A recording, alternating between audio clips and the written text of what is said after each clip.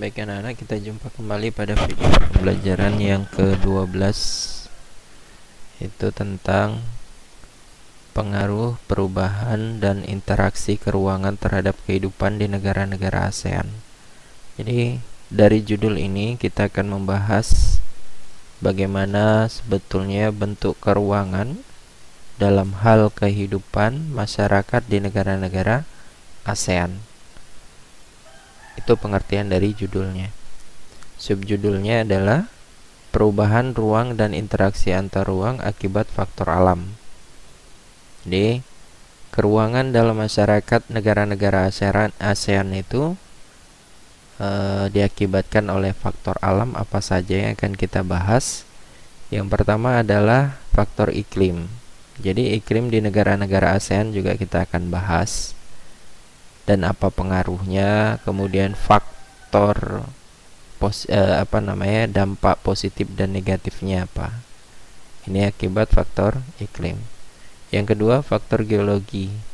Faktor geologi, Bapak ingatkan lagi bahwasanya geologi adalah faktor pembentukan akibat oleh kerak bumi, ya, kerak bumi atau yang disebut dengan lempeng bumi. Kemudian yang ketiga adalah faktor ketersediaan sumber daya alam. Jadi yang akan kita bahas di sini adalah sumber daya alam apa yang tersedia di negara-negara ASEAN dan negara ASEAN apa saja yang memiliki sumber daya alam, ya. Baik, kita lanjutkan. Yang pertama, faktor iklim. Faktor iklim yang mempengaruhi di negara-negara anggota ASEAN itu adalah angin muson. Yang pertama adalah angin muson barat. Sering juga angin muson ini disebut sebagai angin musim, ya. Angin musim. Ini angin muson barat yang akan kita bahas. Ini adalah pergerakan anginnya. Jadi angin muson barat itu angin yang bergerak dari benua Asia menuju ASEAN dan melewati Indonesia, termasuk Indonesia, ya. Kemudian menuju ke Australia. Jadi membelok ke Indonesia. Kemudian kenapa dikatakan sebagai angin muson barat? Karena anginnya ini membelok ke arah barat. Lihat ini lengkungannya ke arah barat, kemudian masuk ke Australia. Jadi ciri khas dari angin muson ini adalah banyak mengandung air. Karena apa? Karena angin ini melewati samudra atau lautan luas, Laut Cina Selatan dan lautan Pasifik. Karena melewati banyak lautan yang luas, maka mengandung banyak uap air. Apa yang terjadi ketika terjadi angin muson? Yaitu musim penghujan. Di Indonesia dan di Asia Tenggara terjadi musim hujan, ya. Jadi angin muson itu atau angin musim, angin muson barat tadi ini mengakibatkan musim penghujan antara Oktober sampai dengan April, itu adalah masanya, ya. Jadi akibatnya apa?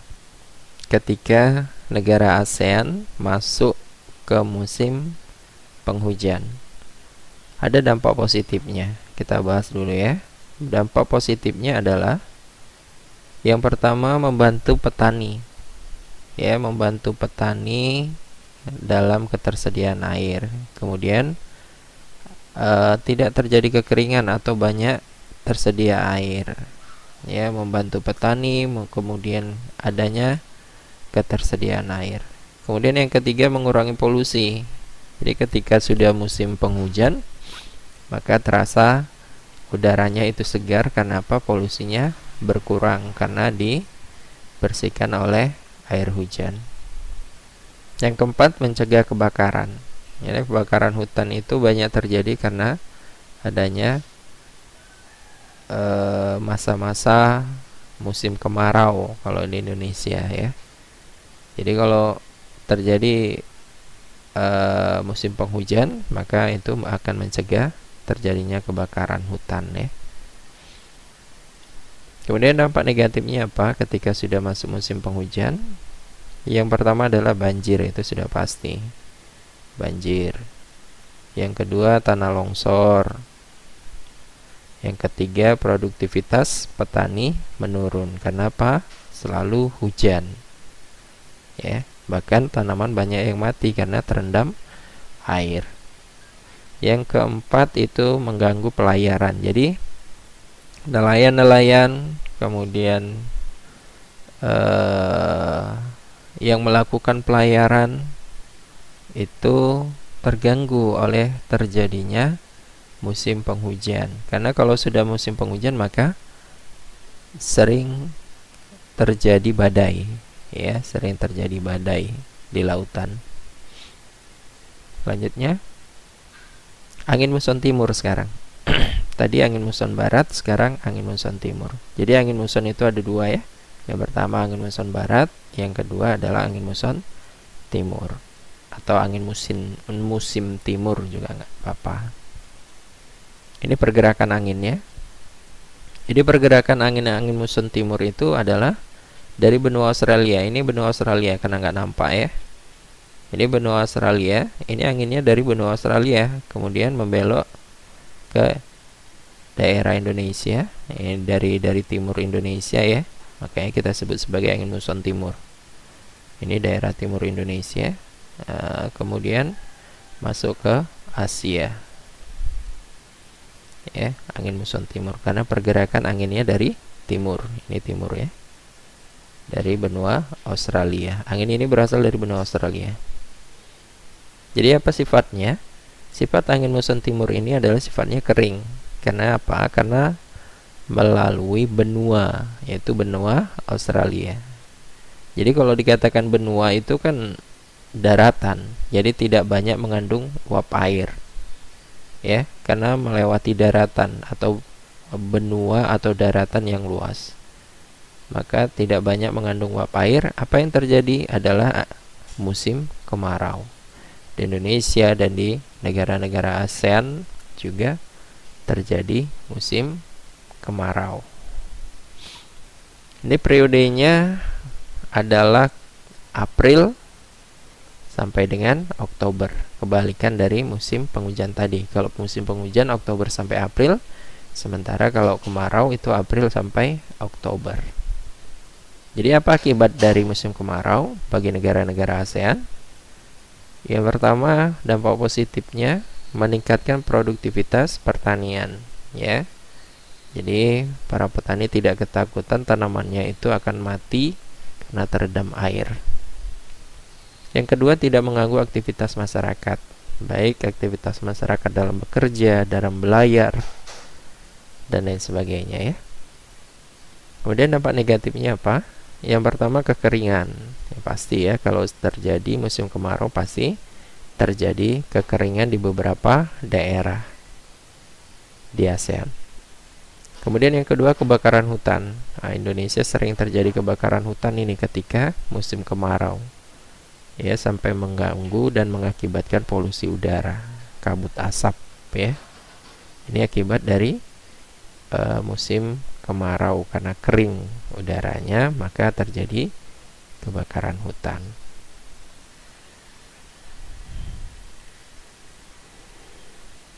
Kemudian kita bahas faktor geologi. Geologi adalah faktor pembentuk kerak bumi atau lempeng bumi. Jadi di negara ASEAN itu banyak terdiri dari di atas lempeng-lempeng, ya. Di antaranya salah satunya adalah terdiri dari lempeng Pasifik. Ini lempeng Pasifik. Kemudian lempeng Filipina, ini dia. Kemudian lempeng Eurasia, kemudian Indo-Australia. Ini dia. Ya. Jadi ketika negara-negara ASEAN tersebut dilewati oleh bermacam-macam lempeng, jadi lempeng itu kalau kita analogikan seperti sawah kering, kemudian retak-retak, seperti itulah lempeng bentuknya. Jadi ketika lempeng itu bergerak, bergeser atau bertabrakan, maka sudah dipastikan terjadi gempa tektonik namanya, gempa tektonik ya. Jadi kalau negara ASEAN itu terletak pada bermacam-macam atau terdiri dari lebih dari satu lempeng, ini berpotensi sering terjadinya gempa tektonik di ASEAN ya. Kemudian akibat geologi juga banyak munculnya gunung-gunung api. Lihat ini petanya yang berwarna-warna merah, titik merah ini adalah gunung berapi ya. Bahkan Indonesia juga dikenal sebagai negara yang dikelilingi oleh gunung api atau yang disebut dengan Ring of Fire. Kecuali daerah Kalimantan yang tidak ada gunung apinya. Jadi dampak positif dari banyaknya gunung api karena terdiri dari beberapa lempeng tadi, maka di negara ASEAN khususnya Indonesia itu tanahnya subur yang pasti. Kalau banyak gunung api pasti dikatakan tanahnya subur. Kemudian dampak negatifnya sering terjadi bencana. Bencana apa? Gunung meletus. Jadi itu dampak positif dan negatif dari banyaknya gunung berapi. Itu akibat dari faktor geologis atau berbentuk kerak bumi ya. Jadi yang pertama karena bisa terjadi, sering terjadi gempa tektonik. Yang kedua banyaknya gunung api. Jadi kalau banyak gunung api tadi sudah Pak jelaskan, ada faktor, ada dampak negatif, positif dan negatifnya. Selanjutnya faktor ketersediaan sumber daya alam. Hampir semua negara anggota ASEAN memiliki sumber daya alam kecuali Singapura. Jadi bisa bekerja sama lah ketika banyak negara ASEAN yang memiliki sumber daya alam, itu bisa akan bekerja sama dengan Singapura yang tidak memiliki sumber daya alam. Sumber daya alam digunakan sebagai pemenuhan kebutuhan penduduknya dan apabila lebih akan diekspor ke negara lain. Kemudian sebagian besar penduduk ASEAN adalah petani kecuali Singapura yang basisnya adalah industri. Ini faktor ketersediaan sumber daya alam. Penjelasan dari Bapak semoga bermanfaat. Terima kasih.